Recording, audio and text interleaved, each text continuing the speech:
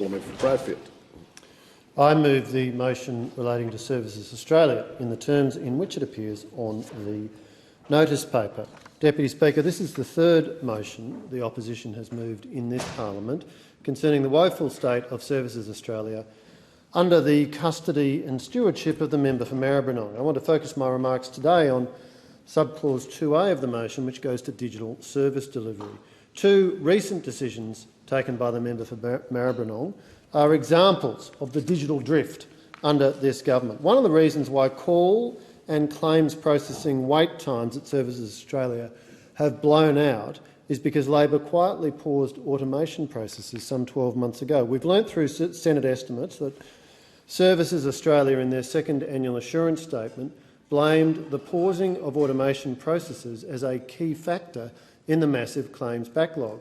Secondly, Services Australia has opted not to participate in the trial of Microsoft's Copilot artificial intelligence tool, a pilot announced by the Prime Minister last year. It's mystifying that Services Australia, one of the Commonwealth's largest public sector agencies, has chosen to sit out this important trial. I raise these two decisions because they illustrate this Labor government's inherent mistrust of and lack of interest in digital transformation. With appropriate safeguards, automation and artificial intelligence can be important tools to help deliver better customer service. If you look at what the Coalition achieved in government, we implemented the single-touch payroll process, which is an example of automation. This allowed those Australians who engage with both the Tax Office and Services Australia to use pre-filled information to meet their reporting obligations efficiently, and it also therefore allowed the government to increase payment accuracy, thereby helping to reduce instances of fraud and non-compliance. As an evidence of the success of this initiative, between 1 July 2023 and 31 December 2023, more than 7.9 million single-touch payroll pay components, such as salary and wages, leave payments and allowances, were pre-filled, and this benefited citizens, and it allowed Services Australia to deliver better services. When in government, we also invested in the responsible use of artificial intelligence, again to serve citizens better.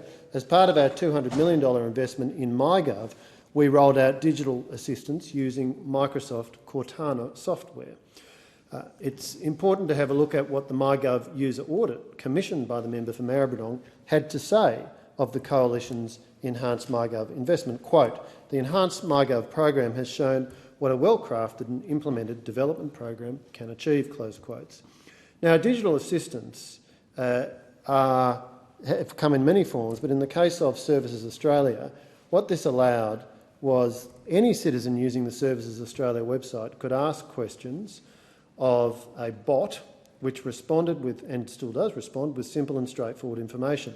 As with any example of artificial intelligence, the Services Australia digital assistant learns more over time, and it can now handle increasingly complex questions about claims. Australians have embraced this functionality. In 2020, there was a 600% surge in the use of digital assistants. And of course, one of the obvious benefits of digital assistants is that it allows customers to have their questions answered immediately without having to call up Services Australia and wait. And certainly when you do that under this government, you have to wait for a teeth-grindingly long period of time.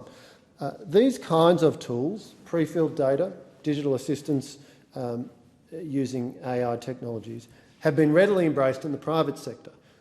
Banks, telecommunications companies, large retailers, a whole range of other businesses are using these technologies to improve the service they offer to their customers. And Services Australia really should be learning from the private sector, as frankly should the rest of government. There is clearly a place in the work of improving services delivered by government in understanding and applying best practice innovation from the private sector. And the case studies I've given are evidence of the benefits that can be realised when you have a government that's ready to look at what's done in the private sector and adopt it. Unfortunately, the member for Maribyrnong has chosen to take a very different approach. He's pulled up the drawbridge. He's not interested in learning from innovation in the private sector. That's not the way to improve service delivery, and it means that Australians who are engaging with Services Australia are suffering and receiving poorer service than they could.